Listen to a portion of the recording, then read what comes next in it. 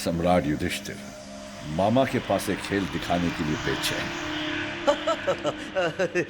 धर्मराज, क्षमा करिएगा, छत्रपति धर्मराज, कोई बड़ी चाल चलिएगा। माया है माया। भांजे, दुर्योधन के निमंत्रण पे सम्राट युधिष्ठिर इतनी दूर से कोई छोटी चाल चलने नहीं आए हैं। छोटी चाल चलना तो हमने सीखा ही नहीं। हाँ भाई, बड़ों की हर बात बड़ी होती है। लगता है आज ये अपने राज्य को भी दांव पर लगा देंगे। क्यों धर्मराज, कोई शंका है तुम्हें? मैं अपना धन और राज्य दोनों दांव पर लगाता हूँ। ये क्या अनर्थ हो रहा है? राज्य को दांव पर लगाया जा रहा है। जो बात मुंह से निकल गई सो निकल गई पितामह। धर्मराज के शब्द असत्य नहीं हो सकते हैं, है ना धर्मराज? और क्या? पासा फेंकिए।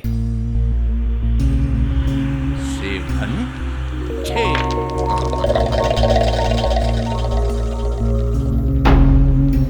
मामा की जय। हम जीत गए। अब तुम पांचों मेरे दास हो गए हो। धर्मराज, उतारो ये राजमुकुट।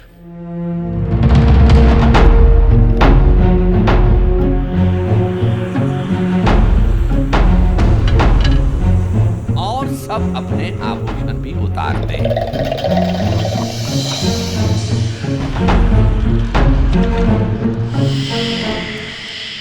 एक बाजी और हो जाए तो मैं दोनों राज्य दांव पे लगाने के लिए तैयार हूं। हमारे पास हारने के लिए अब कुछ भी नहीं है। सबसे अनमोल हीरा मुट्ठी में दबाए बैठे हो और कहते हो हारने के लिए कुछ भी नहीं। तुम किस हीरे की बात कर रहे हो? पांचाली द्रौपदी। दुर्योधन, पांचाली का नाम लिया तो जीभ खींच लूंगा। भीमसेन, दांव पर दोनों राज्य लगे। धर्मराज को फिर सम्राट बनने का अवसर नहीं दोगे? लगाने दो पांचाली को दांव। तो हम पांचाली को भी दांव पर लगाते हैं। एक ही पासा।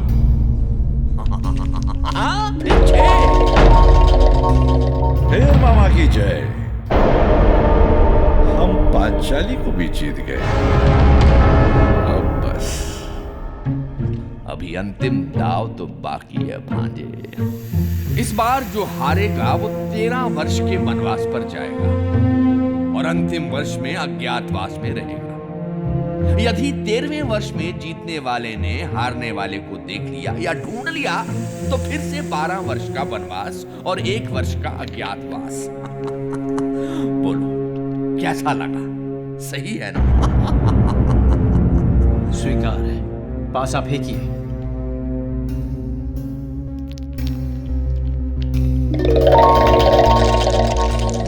खूब मारा। फिर 6।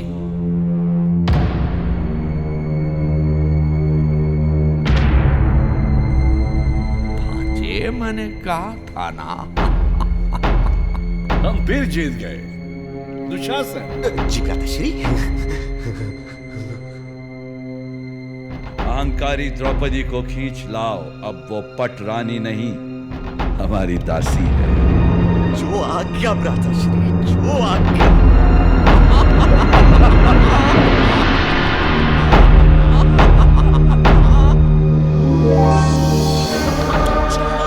देवर जी, छोड़ दो। सैनिकों, कोई है? अपने हाथ हटाओ मुझसे। तुम्हारी हिम्मत कैसी हुई दुशासन? छोड़ो, मत छुओ मुझे, छोड़। छोड़ो, अपने हाथ हटाओ मुझसे। छोड़ दो, दुष्ट पापी, न जाने तुम्हें। द्रौपदी, देख ले मुझे अंधे का बेटा कहने का परिणाम। ये क्या तमाशा है देवर जी? देवर नहीं, स्वामी कहो। तुम हमारी दासी हो। धर्मराज से हमने तुम्हें जुए में जीता है। धर्मराज, तुम्हें मुझे दांव पर लगाने का क्या अधिकार था? तुम पांचों कर्मवीरों के अभिमान को क्या हुआ? ये दास बन गए हैं, दास। और तुम मेरी दासी। मेरी आज्ञा का पालन करो। सारे वस्त्र उतार कर मेरी जंगा पर बैठ जाओ। तुम एक पतिव्रता स्त्री का अपमान कर रहे हो दुर्योधन। दूसरों का अपमान करने वाली आज स्वयं के अपमान का रोना रो रही है। पितामह, आप अपनी कुलवधू का अपमान कैसे सह सकते हैं? गुरुदेव, आपके बाण क्या केवल निर्दोष पक्षी और मछली की आंख को ही भेद ना जानते हैं? उन आंखों को नहीं भेदते जो एक स्त्री की मर्यादा को छेदते हैं।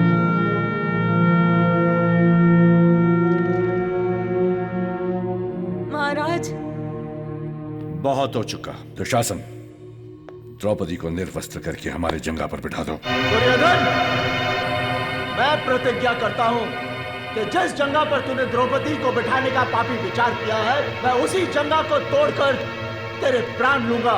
मैं भी ये निश्चय करती हूँ कि अब दुशासन के रक्त से बाल धोकर ही जूड़ा बांधूंगी। रस्सी जल गई पर बल नहीं गया। दुशासन, नहीं, अब तुझे कोई नहीं बचा सकता। वो संकट मोचन आएगा, अवश्य आएगा। हम भी देखते हैं कौन आएगा। वही जिसने सती सीता को रावण से बचाया था, वही जिसने गदा से कंस को नीचा दिखाया था। वो माखन चोर, वो क्या कर लेगा? वही ब्रह्मांड का रक्षक मेरी लाज की रक्षा करेगा। ये नंद के दो, यशोदा की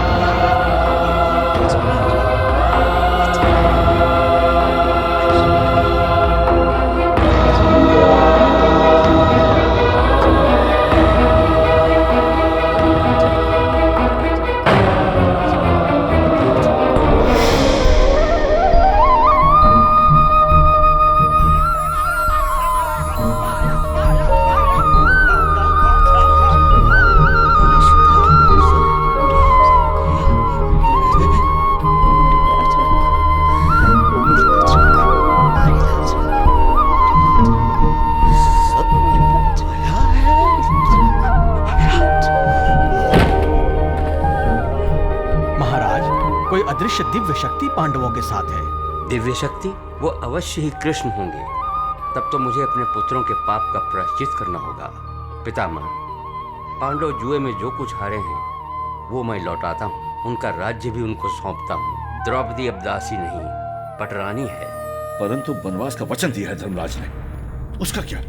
हम क्षत्रिय हैं, अपने शब्दों की लाज अवश्य रखेंगे।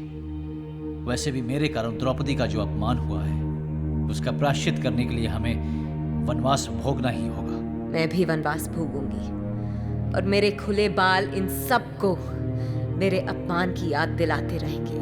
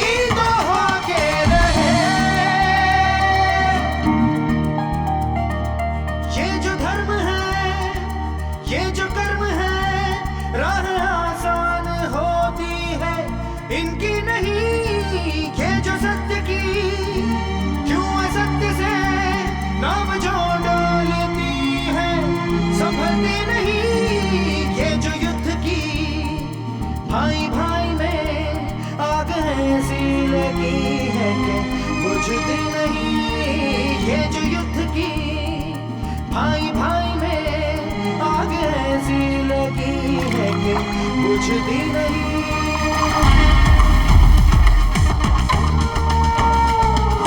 कोई न जाने भाग्य की बातें, जाने भाग्य विधाता रे।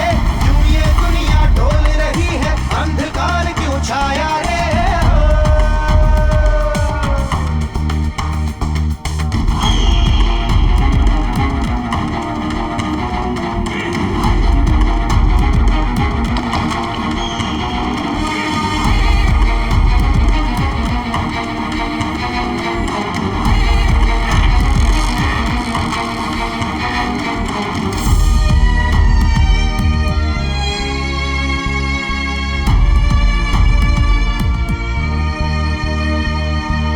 छूटे हैं राजमहल, अब वनवास की छाया है। जितने भी पाप किए जग में उसका फल पाया है। अनजानी राहों में जाने क्यों मन घबराया है। भक्ति से शक्ति पाए यही समझ में आया है। देखी जो हनुमान की माया कैसी माया है। टूटा है अहंकार तो भीम समझ के पाया है। ये नया सवेरा आया है जिसमें एक दीप जलाया है। सो हाथी का बल पाया ये ईश्वर की माया है। शिव और पार्वती दोनों ने अर्जुन को भी ज्ञान दिया। शक्तिशाली धनुष से उसकी भक्ति का सम्मान किया। धोनी कहाँ के रहे।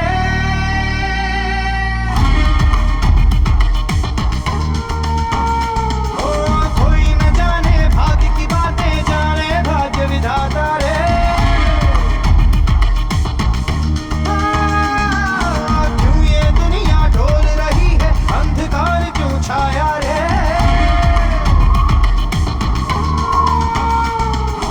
कोई न जाने भाग्य की बातें, जाने भाग्य विधाता रे।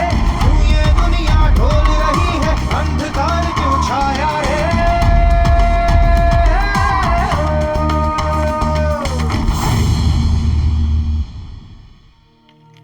कैसे है ये खेल समय के, बदले क्या क्या रूप रे। कहीं छाँव में जीवन है ये, कहीं कड़ी है धूप रे। होनी कहाँ के रहे।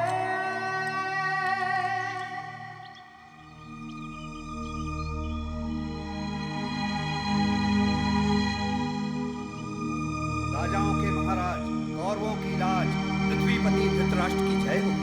वासुदेव, कृष्ण मुरारी, ब्रिज बिहारी, द्वारिकाधीश पधार रहे हैं। सीधे सीधे कह देता, गोकुल का ग्वाला आ रहा है।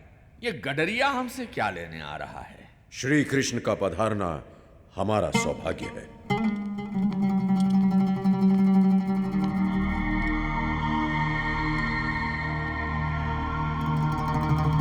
कल्याण भवा। मैं पांडवों की ओर से शांति दूत बनकर आया हूं। आप जानते हैं कि पांडवों ने वनवास और अज्ञातवास की सब शर्तें पूरी कर दी हैं। अब आप अपने वचन अनुसार आधा राज्य महाराज युधिष्ठिर को लौटा दें। भीख मांगना था तो स्वयं आकर हाथ फैलाते। पांडव भीख नहीं, अपना अधिकार मांग रहे हैं। और ना दूं तो फिर भाई से भाई लड़ बैठेंगे, भीषण युद्ध होगा। आप शांति प्रस्ताव लाए हैं या युद्ध की धमकी देने आए हैं? हाँ? मैं धमकी नहीं दे रहा, केवल युद्ध के भयंकर परिणाम से सावधान करना चाहता हूं। पांडवों से मेल कर लो। भाई जब भाई से मिलेगा तो फिर विष्णु भगवान का सुदर्शन चक्र, काली की विकराल गदा, ब्रह्मा का अस्त्र, शिव जी का धनुष तुम दोनों की एकता को नहीं पछाड़ सकेगा। दुर्योधन, कृष्ण कन्हैया के प्रस्ताव को मान लो। एकता में ही शक्ति है। हमें ऐसी एकता की कोई आवश्यकता नहीं। दुर्योधन, ये अभिमान ठीक नहीं। ये अभिमान तो छत्रपति राजाओं का श्रृंगार है। मैं इसे त्याग नहीं सकता।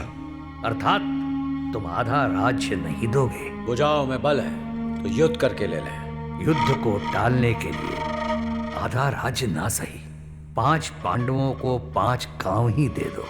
5 गांव तो क्या, सुई की नोक के बराबर धरती भी नहीं मिलेगी। तो फिर याद रखो दुर्योधन, 13 वर्षों में पांडवों ने देवताओं से जो शस्त्र और वरदान पाए, केवल उन्हीं के बल से पांडव समस्त कौरव मंडल को नष्ट कर सकते हैं। तुम सब नष्ट हो जाओ। उसके पहले तो हम तुम्हें नष्ट कर देंगे। देखते क्या हो, इसके टुकड़े टुकड़े कर दो, आगे बढ़ो।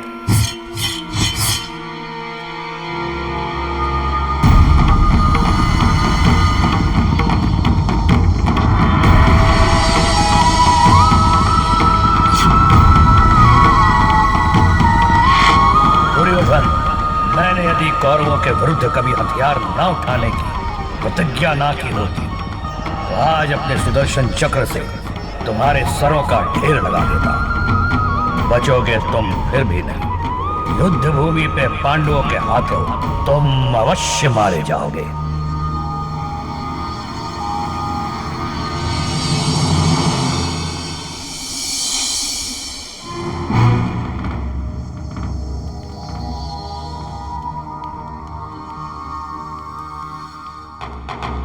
शांति दूत बनकर आए और युद्ध की धमकी देकर चले गए।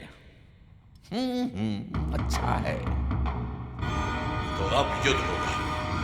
गुरुदेव, दुशासन, मामाश्री और कर्ण युद्ध की तैयारियां करें। पितामह, आप सेनापति का पदभार संभालेंगे।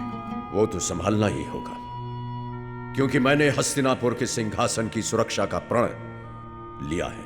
परंतु दुख इस बात का है कि आज तुम्हारा हठ मुझे अपने प्रिय अर्जुन और पांडवों के विरुद्ध शस्त्र उठाने पर विवश कर रहा है। परंतु युद्ध में केवल क्षत्रिय भाग लेंगे। यदि कर्ण युद्ध में भाग लेगा तो मैं युद्ध नहीं करूंगा। परंतु पितामह, आप निश्चिंत होकर सेनापति का पदभार संभालें। आपकी इच्छा विरुद्ध कोई निर्णय नहीं लिया जाएगा।